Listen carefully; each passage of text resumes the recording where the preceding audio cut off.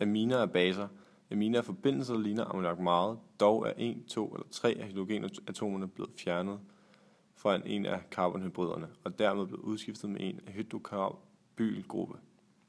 Dette betyder, at aminerne enten har samme styrke eller er lidt stærkere end ammoniak, men aldrig svagere. Aminer kan opfattes som afledt af ammoniak. Dette kan ske ved at erstatte et eller flere af hydrogenatomerne med en organisk gruppe, f.eks. metyl.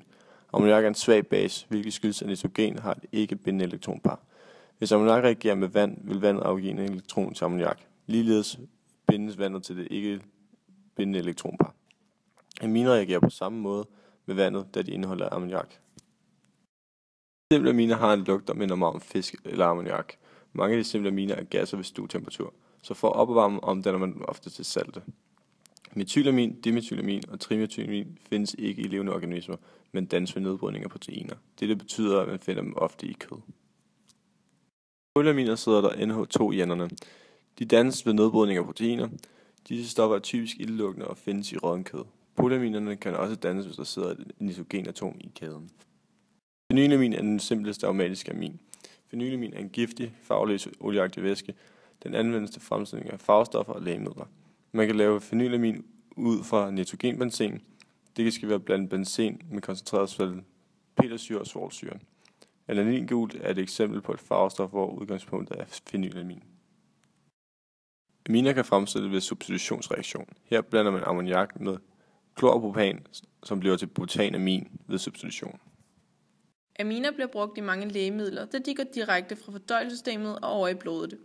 Aminer er meget let opløselige i både vand og blod, og da de er organiske og basiske, kan de let trænge igennem de upolære cellemembraner, og deres funktion påvirker derfor hurtigt kroppen. Dette bruges i f.eks.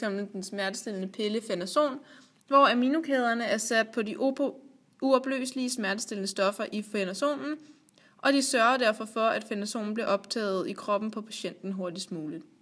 Da aminer sørger for, at stofferne, de sidder sammen med, næsten bliver optaget i kroppen med det samme, bliver aminer også udnyttet i rusmidler, såsom amfetamin og ecstasy. Amfetamin, også kendt som speed, er hverken smertestillende eller bedøvende. Derimod påvirker det centrale nervesystemet. En gang blev det brugt som et lægemiddel mod akut forkølelse og kunne købes på et hvert apotek under navnet ferietabletter.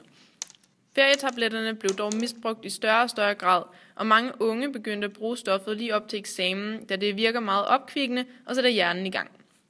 Pillerne er dog langt fra ufarlige, da de er meget vanedannende og ødelægger hjernen. Nu er pillerne stort set ulovlige og bruges kun i meget lille grad til medicin. Ecstasy fungerer anderledes end amfetamin. Det påvirker nervecellerne i hjernen til at udskille store mængder af signalstoffet serotonin. Serotonin er det stof i hjernen, der giver os lykkefølelse. Hvis man overbelaster hjernecellerne til at danne dette stof alt for meget, vil det slide på nervecellerne og vil til sidst gå i stykker. Til sidst vil hjernen slet ikke være i stand til at danne stoffet uden hjælp, og man vil derefter have brug for et stof, såsom ecstasy eller lykkepiller, til at sætte produktionen i gang, og man vil uden serotonin få en depression. Den funktionelle gruppe hos aminer er ammoniak, det vil sige, hvis der sidder NH, NH2 eller NH3 fast på kæden. Man navngiver derfor aminer på samme måde som almindelige carbonkæder, men sætter amin bagpå, hvis den funktionelle gruppe indgår i stoffet.